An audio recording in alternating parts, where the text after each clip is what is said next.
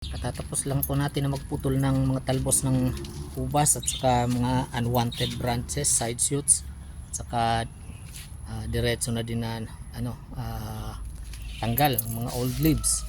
Ito po ay ginagawa para yung ubas natin ay makapag-focus yung nutrients niya sa kanyang mga fruiting canes, kasi ang mga fruiting canes niya ay start nang mag-brown, matured na.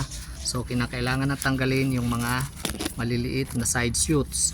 Ang iba maaga silang nagtatanggal ng side shoots, pero dito sa akin sa Santuario de Ubas nagtatanggal kami ng side shoots pag medyo matured na yung mga sanga. Hindi kami kaagad nagtatanggal ng side shoots.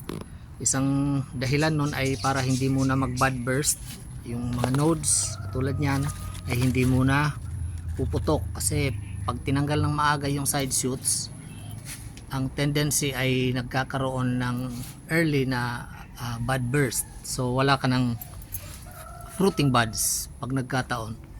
So ito, pinutol natin ito yung mga side shoots. Ang purpose ng pagpuputol nga nito ay unang-una para mag-focus yung nutrients sa kanyang mga fruiting canes, kasi ito ay malapit na itong i-pruning. Nag-start mag-brown yung kanyang mga fruiting canes. So kinakailangan magbawas na ng mga unwanted na sanga.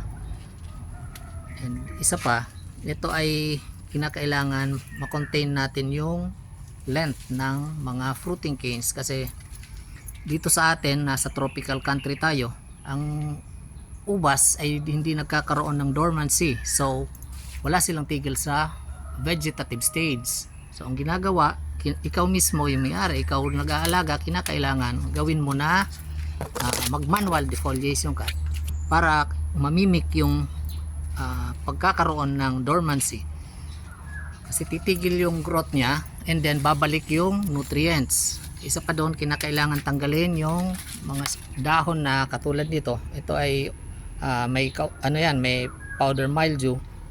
So ito kinakailangan tanggalin at sunugin. Tapos wala na rin itong maitutulong sa halaman, magiging liability sa halaman ang katulad nito. So yung iba naman na magagandang shoots ay tinatanggal din natin. Bakit ito tinanggal? Kasi ito po, ang iba nito ay hindi naman talaga makakatulong sa halaman. Katulad po nito, ito ay very healthy na sanga, pero kailangan tanggalin. Bakit? Kasi po ito ay nagko-consume masyado ng enerhiya, ng nutrients, kasi ito ay mga water sprout. So kinakailangan tanggalin yan, kasi kung hindi, ang ubas natin ay hindi makakapag-ipon ng sufficient na nutrients and energy para mamunga pag ito ay i-pruning na. Kasi kailangan natin mag-pruning. Ang ubas ay binibigyan ng stress para mamunga. Pag hindi po ito binibigyan ng stress, hindi natin i-pruning, ay hindi po yan mamumunga.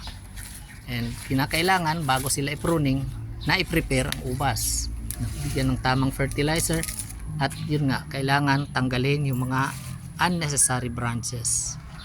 And isa pang dahilan nito ay kung hindi natin tatanggalin, hahaba ng husto, at ang tendency ay baka makarating sa langit. Pag nakarating sa langit, baka ikaw na may-ari ay maiwan sa lupa. Kaya shout out sa iyo, Kuya Bay Unabia. Yung ubas na binili mo sa akin ay putulin mo na yung talbos, at sabi mo sa akin ay nandun na sa second floor ng bahay nyo. Pag yan ay nakarating sa langit, sigurado may iwan ka sa lupa. Ayan lang po. Yan lahat. Ayan po lahat ang tinanggal natin na dahon. Actually ito ay second na defoliation na ginawa dito.